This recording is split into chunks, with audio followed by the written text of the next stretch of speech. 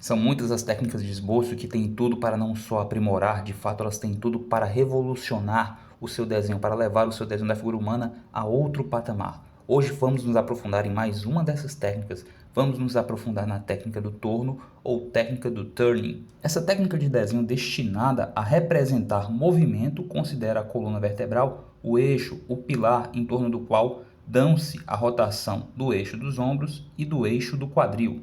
Movimento este que, como você bem deve ter observado, dá-se de modo muito semelhante ao de um torno. Em outras palavras, as extremidades dos ombros e do quadril são rotacionadas de modo a expressar movimento. São rotacionadas inclusive em sentidos opostos, estabelecendo um contraste e uma maior expressão de profundidade. Esse contraste observado na rotação de diferentes partes do corpo é o centro da nossa reflexão de hoje. Compreenda, este contraste entre a rotação de diferentes partes do corpo vai dar-se não só entre a caixa torácica e o quadril, mas também entre diferentes partes, tanto dos membros superiores como nos membros inferiores. Ou seja, a porção medial e inferior de braços e pernas estará assumindo rotações distintas de uma forma muito natural, muito espontânea. E esse contraste é benéfico a representação do movimento. Diferentes faces dessas partes do corpo podem ser observadas simultaneamente, isso enriquece o desenho. Agora, antes de demonstrar como a rotação, o movimento de torno ou turning se aplica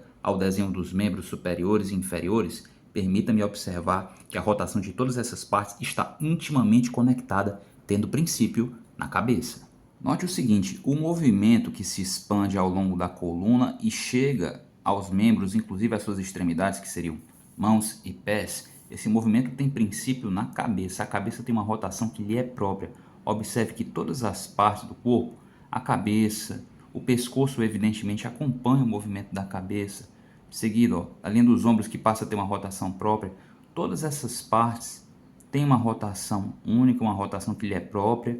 Evidentemente essa rotação ela obedece a um limite anatômico, daí a importância de conhecer a anatomia e aliar esse estudo básico da anatomia, da proporção e da anatomia ao uso de boas referências. Em outras palavras, você não vai conseguir utilizar a técnica do torno em seu máximo potencial de forma exímia, a menos que você adicione o conhecimento da técnica do turning ao de outros saberes pertinentes aos fundamentos do desenho. Porém, observe que uma vez compreendido tudo isso, você vai poder estar rotacionando essas partes de uma maneira crível, de uma maneira natural, de uma maneira lógica, de uma maneira que segue uma coerência minimamente realista ou naturalista. Compreendido? Professor, mas eu desenho de forma cartunesca. Existem alguns limites para as torções que você pode fazer quando o personagem está na sua normalidade. Se você deseja transmitir essa sensação mínima de naturalidade, de normalidade, convém obedecer certos limites na rotação e no contraste entre essas rotações. Compreendida toda essa teoria, não importa o estilo, se você desenha de forma mais cartunesca ou forma mais realista, existe um limite para o quanto você pode fazer essa rotação, contrastar as rotações de diferentes partes do corpo e ao mesmo tempo continuar parecendo, transmitindo uma sensação de normalidade, continuar sendo minimamente crível. Vamos observar certos limites anatômicos e seguir um procedimento comum, como por exemplo principiar pela cabeça. É muito útil começar o desenho da figura humana pela cabeça. Como eu disse, a rotação da cabeça vai estar influindo na rotação do pescoço e por mais que os ombros sigam uma rotação que lhe é própria, ele está conformado a essa rotação. Porém, aqui a gente já pode observar um contraste. Como produzir esse contraste? Reduz o desenho dos ombros a um eixo simples, tá? Se necessário, ó, trace esse segmento aqui, ó, formando um ângulo, tudo bem? Um ângulo reto, pretensamente reto aqui, com o eixo dos ombros, para determinar a centralidade do eixo e também o grau de rotação. Essas setinhas que eu utilizo aqui é para chamar a atenção para a rotação. Se isso aqui é o centro do corpo, se aqui nós temos a linha da coluna, certo? É em torno dela que nós vamos trabalhar essa rotação, tanto do eixo do ombro como do eixo do quadril. Quando sobrepomos os sólidos geométricos ao esquema demonstrado anteriormente, vamos obter um resultado semelhante a isso aqui. Ainda na etapa do eixo, eu movimento os ombros e o quadril, determino um limite para a rotação, só então aplico os sólidos. Mas nosso foco, como eu disse, é a aplicação disso aos membros. Compreenda que os membros eles podem ser reduzidos a esferas ou elipses que se encontram nos pontos de articulação e cilindros. Você sabe como desenhar um cilindro? O cilindro ele tem um centro geométrico.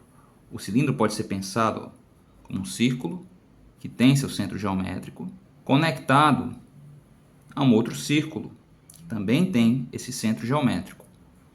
Qual a importância do centro geométrico? Ele gera um eixo central para o braço, para a porção medial do braço e para a porção inferior, e é a rotação desse eixo, a inclinação desse eixo, que nós devemos estar atentos. A rotação dá-se em torno desse eixo.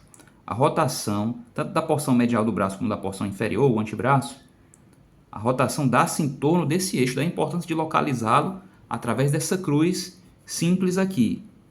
Isso é feito ainda durante a etapa do esboço. Todo o nosso raciocínio de torno, de turning, é feito em função disso aqui, da redução da porção medial e do braço, dessa porção inferior, no caso o antebraço, da redução dessas figuras a essa simplicidade do cilindro, a esse construto aqui. É reduzindo braços e pernas ao cilindro, localizando o centro geométrico, determinando um eixo central, que você vai poder estar pensando a rotação, contrastando a rotação sempre dentro de um determinado limite. Professor, qual é esse limite? Para ficar bem claro, o que vai determinar o limite é o seu conhecimento anatômico e o seu uso correto de referências. Então não pense que essa técnica de esboço dispensa o conhecimento anatômico ou uso de referências. Pelo contrário, tudo isso se complementa. Você apreciou o que foi dito até aqui? Você considerou essa técnica digna de nota? Faça o seguinte, curta o vídeo, assista a outros vídeos do nosso canal, aproveite para se inscrever e clicar no sininho para não perder nada. Se você deseja conteúdo ainda mais aprofundado, caramba, você é um faminto, né? Você é alguém que quer mesmo aprender a desenhar. Considere fazer meu curso, tá? Eu ministro um curso à distância através de lives, via lives. Você pode saber mais a respeito questionando-me na área de comentários. Grato por me assistir até aqui. Eu aguardo você em um de nossos próximos vídeos. Até lá!